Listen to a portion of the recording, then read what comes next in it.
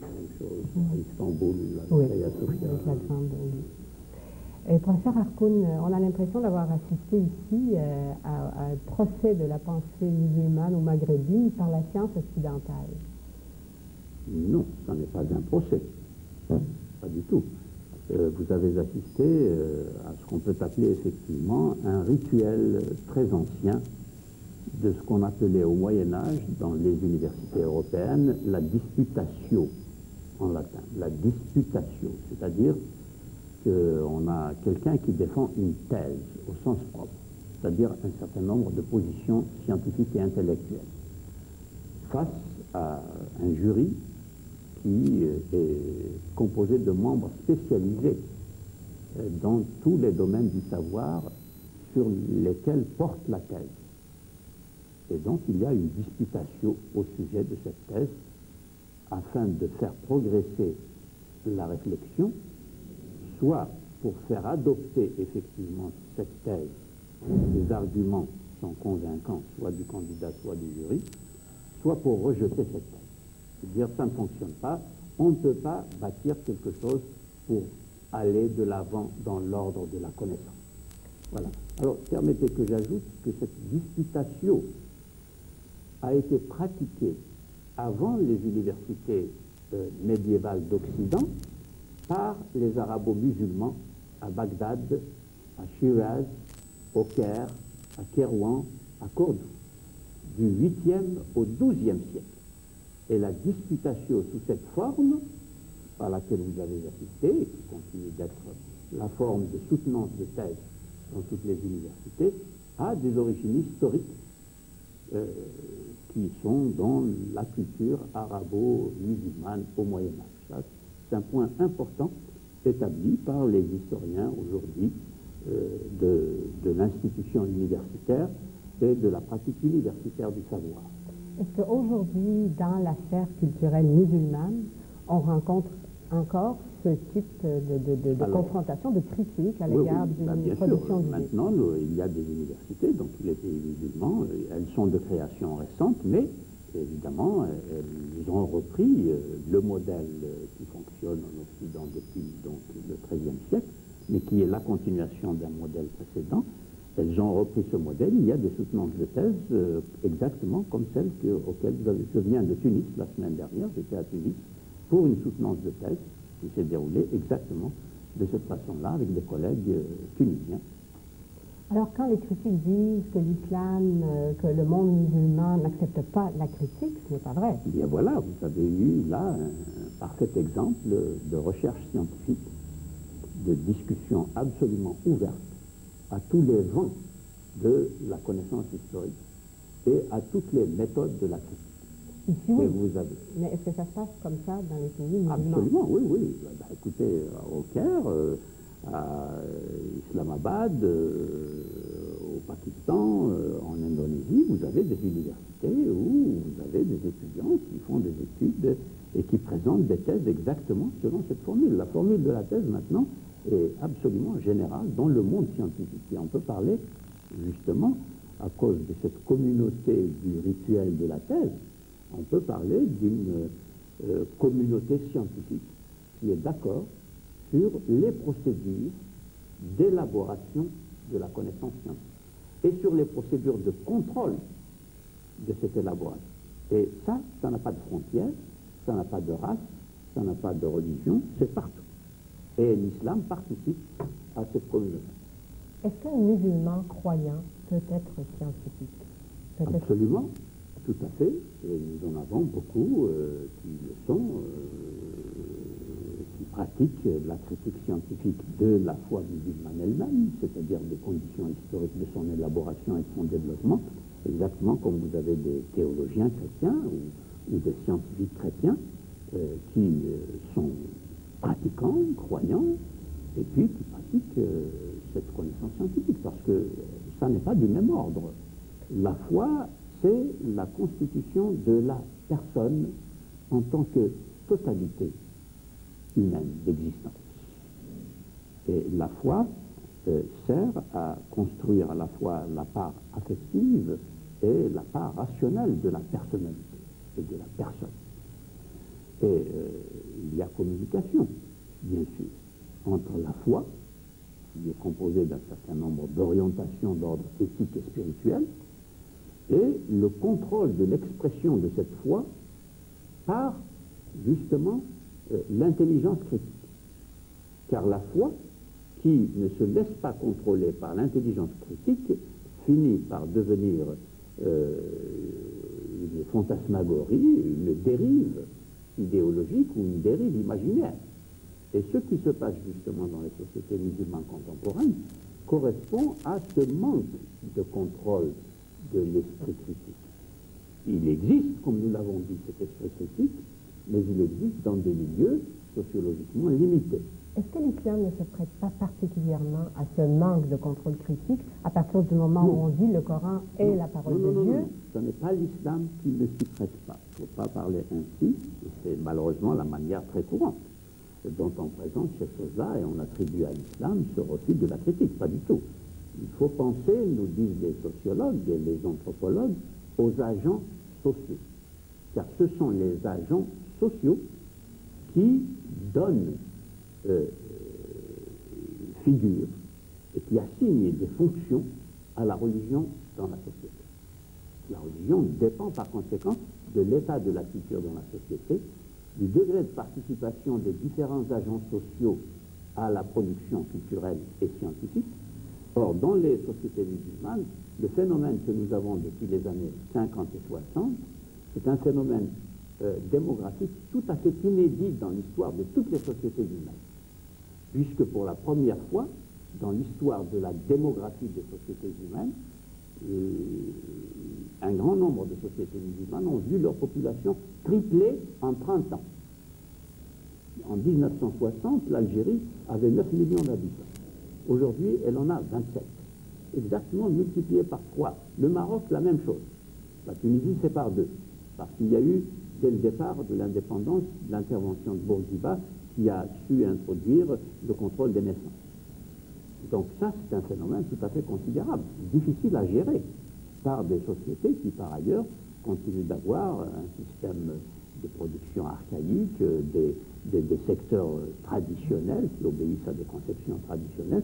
Et c'est ça, donc, qui fait qu'un grand nombre d'agents sociaux ne peuvent pas apporter dans leur expression religieuse cette modernité critique. Ce n'est pas l'islam. C'est dangereux, d'après vous? C'est en train de venir, d'ailleurs. Est-ce que c'est dangereux? C'est très dangereux dans la mesure où, effectivement, une majorité de la population est privée de cette éducation nécessaire, de cette culture nécessaire pour que les agents sociaux, encore une fois, participent à la production de leur système politique, de leur système économique et aussi de leur culture. Ça n'est pas le cas encore aujourd'hui, mais vous voyez, c'est une différence d'ordre sociologique, d'ordre de nombre, et non pas une différence d'essence qui serait attribuée à l'islam comme essence, qui serait attribuée au Coran comme une source qui rigidifie tout exercice intellectuel. Ça, c'est faux. Parce que ce même Coran a fonctionné pendant 7 siècles, 8 siècles, du 7e siècle jusqu'au 13e siècle, il a fonctionné pour donner une culture absolument plurielle que vous avez vue, je crois, à Cordoue, ou à Grenade, ou à Bagdad. Maintenant, évidemment, les choses ont changé beaucoup à Bagdad, mais Bagdad était une capitale cosmopolite, où coexistaient dans une parfaite convivialité des groupes ethnoculturels et des groupes confessionnels extrêmement divers. Et c'était sous un État, un gouvernement qui était d'inspiration islamique. Et l'explosion démographique étant un phénomène quand même relativement récent, à quoi d'autre attribuer cette espèce de refermement sur soi de l'islam qui date de il y a avant? effectivement d'autres facteurs qui jouent pour cela. Ces autres facteurs, j'en distinguerai deux, j'en énumérerai deux. Il y a le phénomène de l'État-nation parti. Vous voyez, c'est une formule qu'on écrit avec des traits d'union, et E majuscule, N majuscule et P majuscule. Ça veut dire beaucoup de choses, que je n'ai pas le temps d'expliquer. Le phénomène, et je l'appelle phénomène parce qu'il n'est pas encore analysé scientifiquement dans toute sa genèse historique et dans ses fonctions idéologiques depuis 30 ans. c'est un grand sujet. Et on vient d'en avoir un exemple, et vous voyez combien c'est difficile, n'est-ce pas? Et il y a beaucoup de thèses d'ailleurs qui se font comme ça, mais chaque fois il y a beaucoup de considérations, de méthodes, etc., qui ne sont pas encore utilisées parce que c'est difficile. Donc le phénomène de l'État-nation, par rapport à ce qu'on appelle la société civile, c'est-à-dire la société dans ses composantes historiques, anthropologiques réelles, l'État-nation parti n'a pris qu'un secteur de cette société et il va négliger l'autre secteur pour des raisons idéologiques, des choix idéologiques. Ça, c'est un gros problème. Et ça a engendré des difficultés considérables dans lesquelles ces mêmes États sont aujourd'hui empêtrés, surtout sous la pression de la demande de démocratie, qui pour la première fois émane même des secteurs de la société qui justement ont été marginalisés, refoulés par l'État, nation, parti et les choix de cet État. Beaucoup de problèmes. Est-ce que l'islam ne suppose pas, contrairement à d'autres religions? J'ai dit deux. Permettez que j'énumère le deuxième, parce que moi je ne perds pas de vue les fils de ma pensée. Le deuxième, c'est le contexte international et la stratégie à la fois politique, économique et financière qui, comme vous le savez, est commandée par ce que nous appelons aujourd'hui le groupe des sept, le G7. Et le G7, depuis la disparition de la puissance communiste en tant que puissance idéologique, c'est le G7 qui gère des sociétés dépendantes. Or, toutes les sociétés musulmanes aujourd'hui, comme hier, sont des sociétés dépendantes. Cette situation n'est pas suffisamment intégrée dans la vision politique que les Occidentaux appartenant au G7 ont justement de ces sociétés. Ils croient que c'est dû, par exemple, à l'essence même de l'islam, comme on vient de dire. C'est pour cela qu'ils sont dans l'arriération, la non-démocratie, le refus des droits de l'homme ou l'inexistence des droits de l'homme, etc. C'est pas juste. Est-ce que l'islam ne suppose-t-il pas la non-séparation justement du politique et du religieux?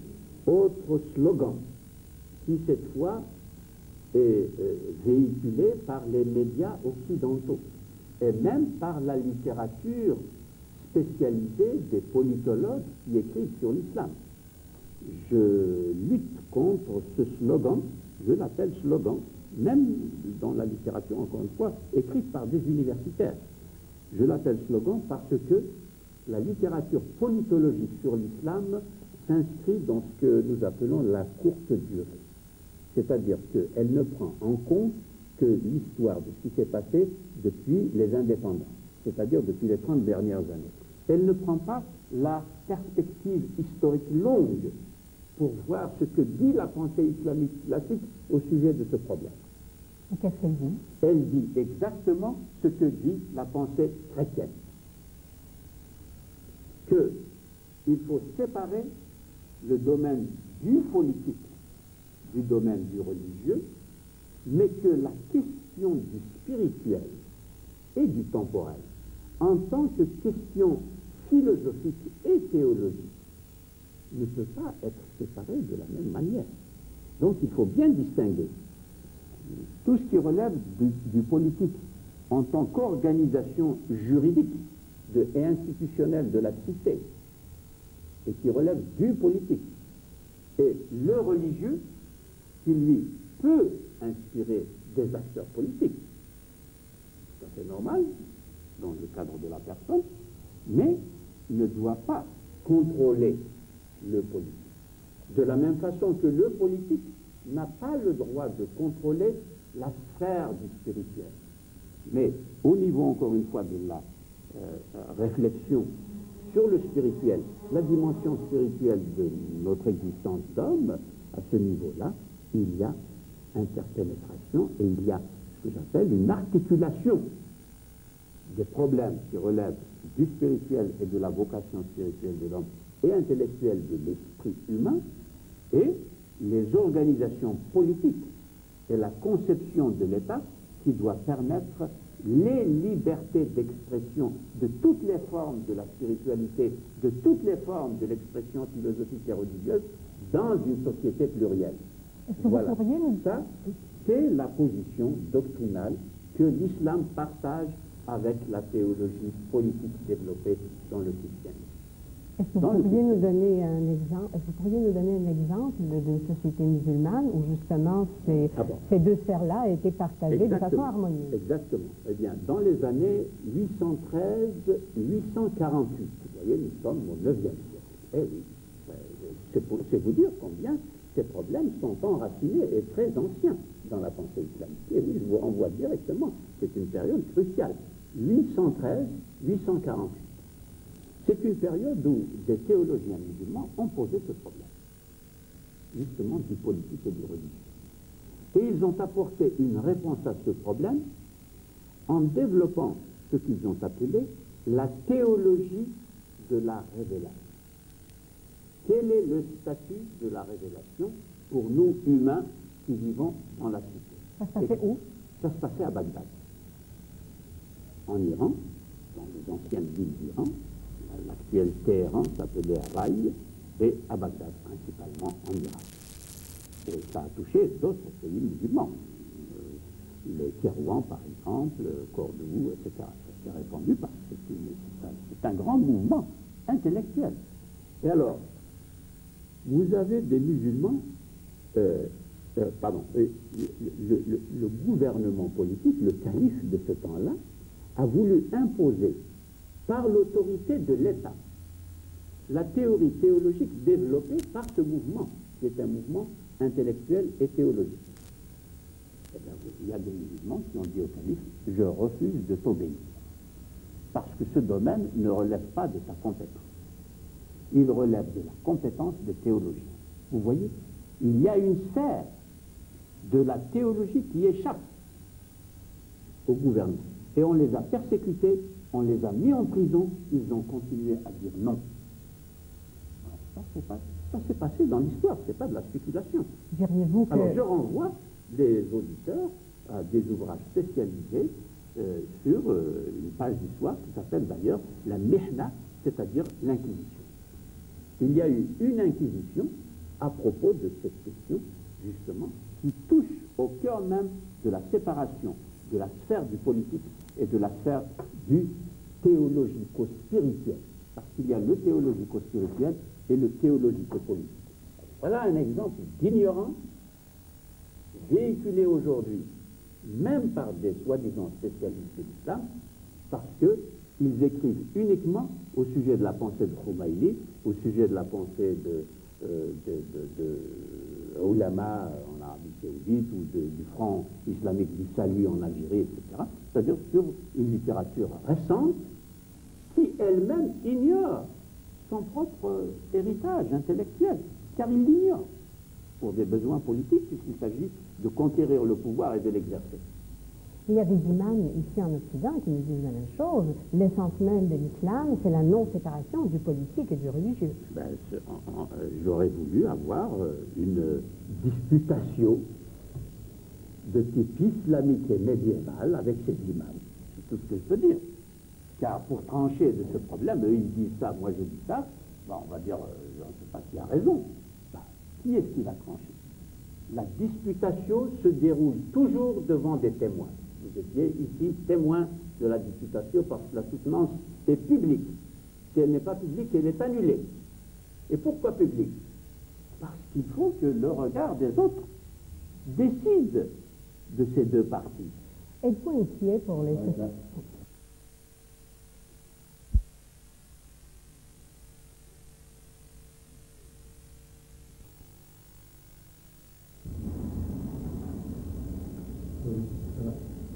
Diriez-vous qu'il y a un islam des intellectuels et un islam populaire? Absolument. Mais de même qu'on peut dire qu'il y a un christianisme des intellectuels et un christianisme populaire, ou un judaïsme, ou un bouddhisme, dans toute religion. Ça réfère de nouveau à la société. Toute société est composée de secteurs diversement engagés dans la culture, dans la pratique de la connaissance critique, etc. Ça, c'est de la sociologie de la culture et la sociologie de la pensée.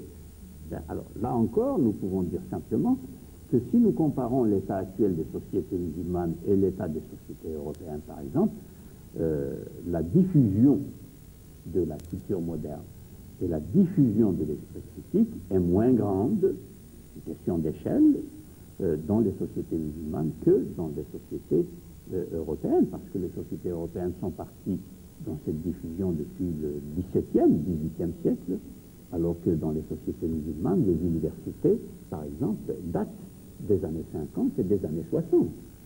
C'est tout à fait récent. Donc là, il y a eu une échelle sociologique qui est due à une histoire différente de ces sociétés. Il faut revenir à l'histoire pour expliquer ce décalage que nous constatons aujourd'hui. Mais ce qu'il faut toujours chasser de l'esprit, ce sont les explications essentialistes, c'est-à-dire qui attribuent les situations actuelles à une essence de la religion, comme si la religion était une hypostase, c'est-à-dire une puissance qui échappe à l'histoire, qui échappe à la société, qui échappe aux agents sociaux et qui commanderait tout ce qui se passe dans les sociétés. Ça, c'est faux. Alors, le 6 ou Khomeini en Iran, ce sont des accidents de l'histoire? Ce sont des produits de l'histoire récente. De l'histoire récente en tant qu'elle est liée à la situation de l'Occident et à la pression de l'Occident, qui, je le rappelle, car c'est oublié aussi dans la perception que les Occidentaux ont de ces pays-là, la pression de l'Occident remonte au XVIIIe et XIXe siècle. Tout le XIXe siècle est un siècle de colonisation. Et toutes les sociétés musulmanes, sans exception, ont connu la domination coloniale. C'est une dimension historique considérable qui a engendré la nécessité de se mobiliser et de mener des guerres de libération. Donc de définir des idéologies de combat. Or, l'idéologie, par définition, vous éloigne d'une approche critique, scientifique de vos problèmes. Est-ce que vous la Et donc, nous sommes malheureusement les héritiers de cette page d'histoire. Il faut gérer cette page d'histoire. Alors, les Européens se sont retirés, ils ont dit maintenant vous êtes indépendants, débrouillez-vous. Ce qui cache beaucoup d'hypocrisie, car les Occidentaux ne se sont pas retirés de ces sociétés, loin de là. Il suffit de citer la guerre du Golfe pour montrer à quel point ils ne se sont pas du tout retirés. C'est évident pour tout le monde. Mais on l'oublie. Cette mobilisation des masses obscurantistes est faite à coup de slogans. Est-ce que vous la cautionnez dans la mesure où elle combat un mal qui est celui du colonialisme, du néocolonialisme? Je suis d'origine algérienne, j'étais étudiant pendant la guerre d'Algérie. Donc j'ai participé à cette idéologie de combat. J'ai traversé la guerre d'Algérie. Quelle a été mon attitude? Elle a été de dire que l'idéologie de combat est une nécessité historique, parce qu'il faut libérer l'Algérie de la domination coloniale. Mais, j'ajoute toujours mais, immédiatement, et en même temps, le fait de pratiquer l'idéologie de combat pour traverser ce moment de l'histoire ne doit pas, en aucun cas, marginaliser ou même rejeter au lendemain la pratique de l'esprit critique à l'intérieur de cette idéologie. Et je me rappelle très bien des discussions très fiévreuses, très chaudes que j'avais avec mes camarades algériens en ce temps-là, qui disaient ces questions critiques, tu les réserves pour l'indépendance. Pour l'instant, il faut nous libérer. Voilà ce qu'on me répondait. Je disais non, il faut dès à présent, au moins dans les milieux qui peuvent mener ces discussions, déjà soulever des questions de critique, parce que demain, nous allons les retrouver dans le cadre de l'indépendance. C'est ce qui est arrivé. D'après vous, est-ce que l'islam des ayatollahs ou l'islam de la rue algérienne, c'est toujours l'islam? La question ainsi posée, madame, ne peut pas être traité. Excusez-moi de vous dire qu'il y a de fausses questions auxquelles il faut évidemment refuser de répondre. C'est une fausse question. Pourquoi? Parce qu'elle présuppose qu'il existe un islam tout à fait connaissable, théorique, que l'on peut définir et auquel on peut référer comme une source claire pour tous de l'autorité. Cet islam n'existe pas. Il n'a jamais existé. Depuis que le prophète a disparu, il n'a jamais existé. Ce qui existe, c'est le texte coranique aujourd'hui. Or, le texte coranique, comme tous les grands textes religieux, est un texte de structure mythique, où la métaphore et le symbole organisent le discours religieux comme dans les évangiles et dans la Bible. Et vous savez, la diversité des interprétations, que le mythe, le symbole, la parabole, la métaphore, la métonymie, dans le langage autorise.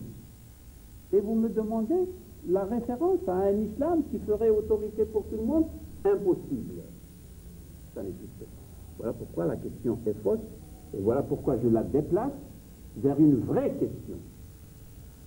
La vraie question, c'est la condition herméneutique, c'est-à-dire de l'interprétation du texte, dans laquelle tous les croyants dans les religions dites révélées sont absolument enfermés.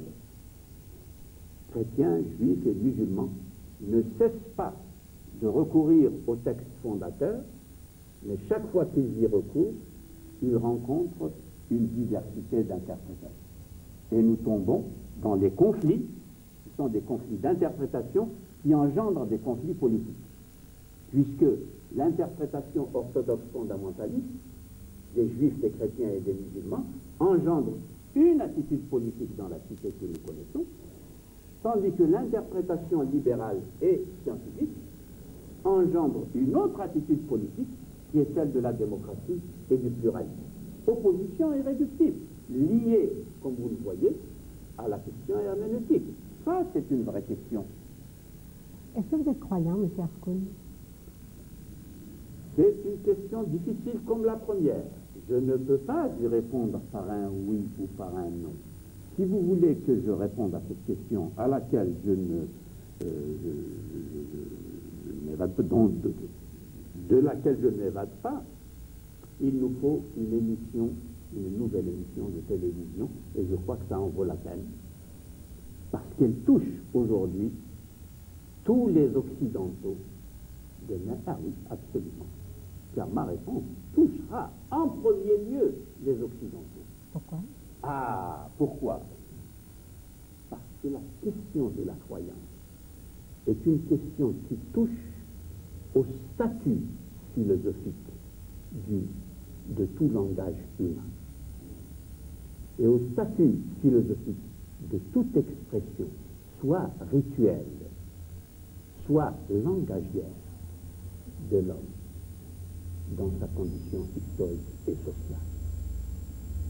Or, les Occidentaux, depuis la rupture qui est juridique et politique, mais aussi philosophique, du XVIIIe siècle avec la Révolution française, ont pris position sur le statut de ce qu'on appelle la laïcité comme référence philosophique, et pas seulement comme pratique juridique et comme pratique institutionnelle de l'État vis-à-vis de la société.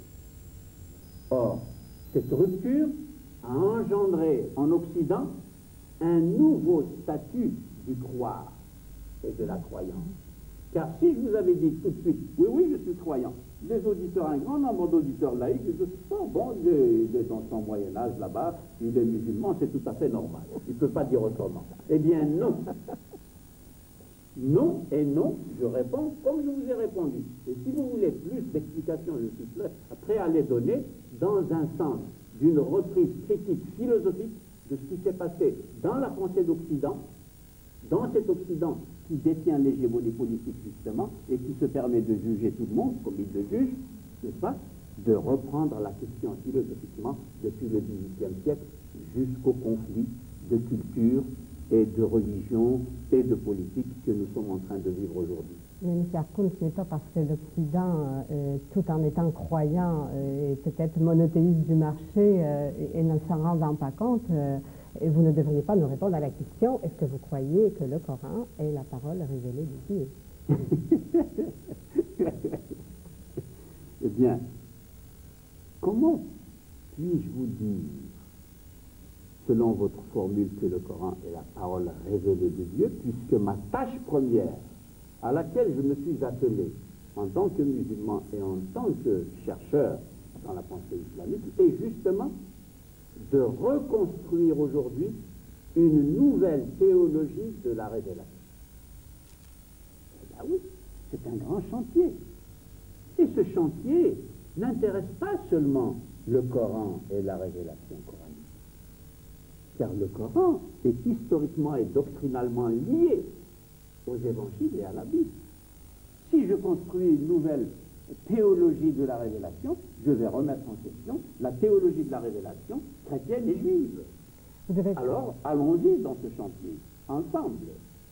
Vous devez être très mal vu par les imams, entre autres, les imams de Paris ou d'Algérie. Non, j'arrive à entretenir avec eux ce que j'appelle la communication. C'est-à-dire que je communique avec eux, nous parlons ensemble, ils développent leur point de vue, je développe le mien. Et moi, je suis démocrate et je crois que la démocratie, c'est la communication. Comment voyez-vous les rapports entre l'Occident et le monde musulman? L'avenir de ces rapports? L'avenir de ces rapports est lié à deux choses. Premièrement, la révision de la pensée politique en Occident et de la pensée économique vis-à-vis de tous les pays que l'on appelle du tiers-monde, et pas seulement des musulmans. Ça, c'est une première nécessité historique. Une révision que l'on réclame périodiquement en disant le nouvel ordre économique mondial, le nouvel ordre monétaire mondial, le nouvel ordre culturel mondial, etc. On réclame toujours juridique mondial, on l'a réclamé avec la guerre du Golfe. Qu'est-ce que ça veut dire, cette réclamation récurrente d'un nouvel ordre mondial? Ça veut dire en premier lieu le renoncement par l'Occident de la pensée hégémonique et de la stratégie qui sert cette pensée politique hégémonique et économique hégémonique. Ça, c'est la première condition. Vous n'avez pas l'impression que... Ça n'est pas acquis. La deuxième condition, c'est l'introduction dans nos enseignements, dans les universités, dans les lycées, etc., de ce que j'appelle la pensée anthropologique. Nous en sommes très loin, car la pensée anthropologique, c'est la pensée du XXIe siècle. Oui, en ce sens que la pensée anthropologique assume la diversité des cultures. Elle entre dans les expressions culturelles de tous les groupes humains, indépendamment et contre les marginalisations historiques dont tant de peuples ont souffert. Regardez la Yougoslavie, regardez l'Europe de l'Est et les pays musulmans, justement. Dès que vous laissez un petit peu de liberté, vous avez des groupes qui s'engagent pour la première fois dans leur histoire dans une expression. Et vous avez en face des groupes d'hégémoniques qui disent « Oh non, vous n'allez pas détruire un ordre qui a été établi. » Voilà, la Yougoslavie, le Liban. Une dernière question. Vous n'avez pas l'impression que, justement, l'Occident est en train de faire du monde musulman le nouvel épouvantail contre lequel il faudra se battre dans les années à venir? Malheureusement, c'est exact. C'est tout à fait exact et il faut lutter contre cela. Et voilà pourquoi je me prête avec tant d'empressement à tous les journalistes qui me font parler sur ce problème-là, parce que ça, c'est une œuvre de paix. Si vraiment nous voulons servir la paix, il faut absolument sortir de toutes ces représentations fantasmagoriques et idéologiques qui obéissent à des schémas anciens de domination pour entrer dans une pensée moderne et personnellement, j'investis beaucoup d'espérance dans la construction de l'Europe. L'Europe est un pas formidable vers la libération des cultures et la libération des pensées attachées à ces cultures. Et l'Europe, grâce à son cheminement depuis le XVIIIe siècle, dispose de ce climat de démocratie, de ce qui est maintenant une tradition démocratique en Europe, pour nous permettre justement de faire ce pas en avant. Pensez-vous que l'Amérique peut comprendre l'islam, nous qui sommes en Amérique? C'est tout le problème justement de l'Europe qui est en train de se construire vis-à-vis des États-Unis. Et qui, comme vous le voyez, est un problème de culture et d'intelligence, un problème d'approche de l'histoire. Car là, il y a un clivage formidable qui se traduit par des tensions politiques entre la stratégie américaine de contrôle, justement, de l'ordre mondial et la stratégie de certains pays européens. Pas tous, malheureusement. Et j'espère que le Canada, qui occupe une position particulière, je ne le confonds pas du tout avec les États-Unis à cet égard, j'espère, je dis bien, j'espère que le Canada saura analyser, c'est un message, j'espère qu'il passera, saura analyser cette situation à ce niveau de perspective historique nouvelle sur les rapports entre les sociétés dominantes et les sociétés dominées. Croyez-vous que le conflit entre l'islam et le monde occidental est imminent? J'espère qu'il n'y aura pas de conflit violent, armé, je veux dire. Mais le conflit de type idéologique, la contestation d'un ordre conçu selon les schémas anciens est une contribution positive de l'islam actuel, justement, pour rendre possible une nouvelle histoire. C'est comme ça qu'il faut voir les choses. Et oui, c'est une contestation nécessaire et positive.